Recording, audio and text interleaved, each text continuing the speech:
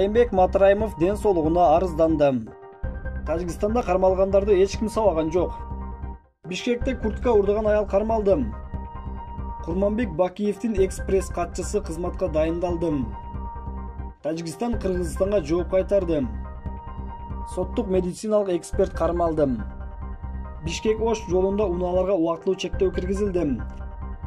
Райымбек Матраимов ден соолугуна арызданды. Райымбек Матраимовдун кан басымы жогорулап жаткандыгын билдирди. Бул тууралуу кыйноолордун алдын алуу боюнча улуттук борбордун директору Бакыт Рызбеков журналисттерге билдирди. Матраимовдун айтымында СИЗОнун медициналык кызматы анын ден соолугун көзөмөлдөп, тиешелүү дарылоону жүргүзүп жатат. Камакка алынган адамдын кармоо шарттарына эч кандай дооматы жок. Эскерте кетсек, 18 февралда УКМК Райымбек Матраимовду кармаган. Ага кылмыштуу кирешелерди легалдаштыруу, адалдоо боюнча айып тагылууда. Ал 48 саатка УКМК убактылуу кармоочу жайына камалган. Тергөө шектүүнү камакка алуу боюнча өтүнүч келтирет.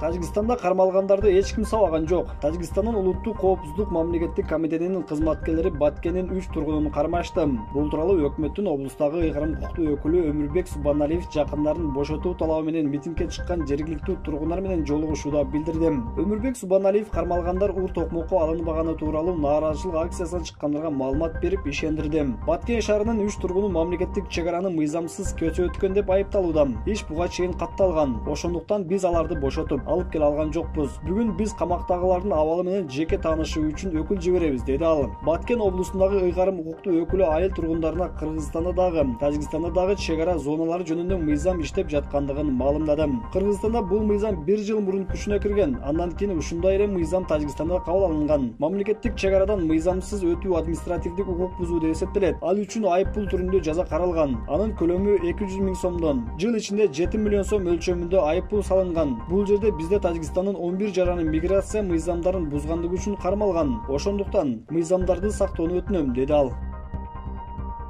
Бишкекте куртка урдаган аял кармалды.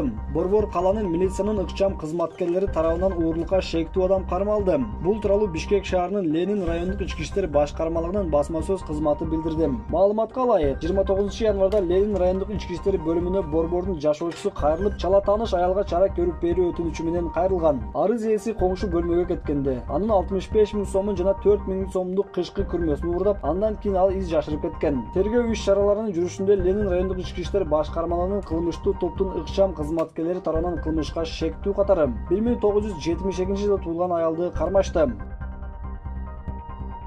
Курманбек Бакиевдин экспресс катчысы кызматка дайындалды. Кыргызстандын Россиядагы элчиси болуп Гүлнара Клара Самат дайындалды. Тиешелүү жарлыкка президент Садыр Жапаров кол койду. Гүлнара Клара Самат жогорку кеңештин депутаты.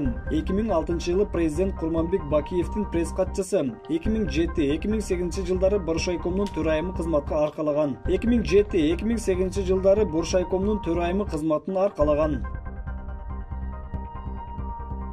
Тажикстан Кыргызстанга жооп кайтарды. Тажикстандын улуттук коопсуздук мамлекеттик комитети 5 кыргызстандыкты кармады. Маалыматка ылайык, 16 февралда 5 кыргызстандык Тажикстанга мал базарына кеткени такталды. Кайтып келишкенден кийин алар миграциялык мыйзамдарды бузган деген шек менен кармалган. Үчөө Кадамжай районунан, экөө Баткен районунан экени белгилүү болду. Алдын ала маалыматтар боюнча буга чейин Кыргызстандын улуттук коопсуздук мамлекеттик комитети бир нече тажик жаранын кармашкан.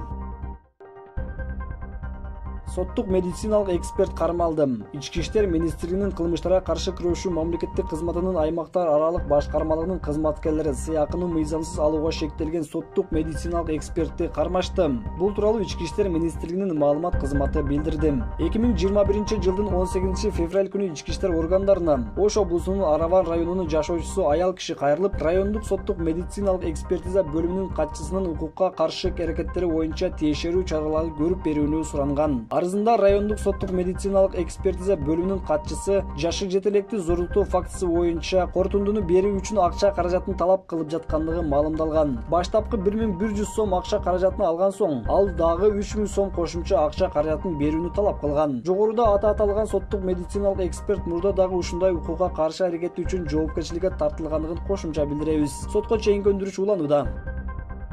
Бишкек-Ош жолунда унааларга убактылуу чектөө киргизилди. Аба ырайынын кескин өзгөрүүсүнөн улам Бишкек-Ош жолунун айрым тоолуу тилкелеринде унаа тыгыны пайда болуп, кыймыл токтоп калганын айдоочулар социалдык тармактарга жазышты. Транспорт жана жол министрлиги бул маалымат боюнча жол тыгындарын алдын алуу максатында магистралдын эки тарабына, Сосновка жана Арал жол бекеттерине оор жүк ташуучу унаалардын кыймылына маал менен чектөө киргизилүүдө. Ал эми жеңил унаалар үчүн Бишкек-Ош унаа жолу ачык, кыймылга чектөө жок.